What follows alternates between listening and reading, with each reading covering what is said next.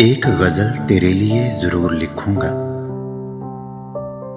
बेहिसाब उसमें तेरा कसूर लिखूंगा।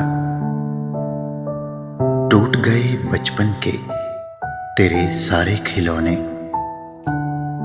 अब दिलों से खेलना तेरा दस्तूर लिखूंगा।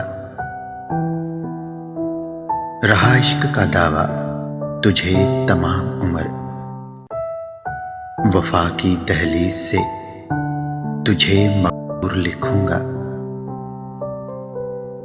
हमें कहने की आदत नहीं, लिखने का शौक है।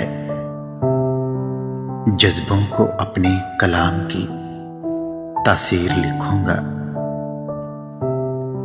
तेरा वजूद मेरा वजूद मुझे एक सा लगा, फिर तुझे मैं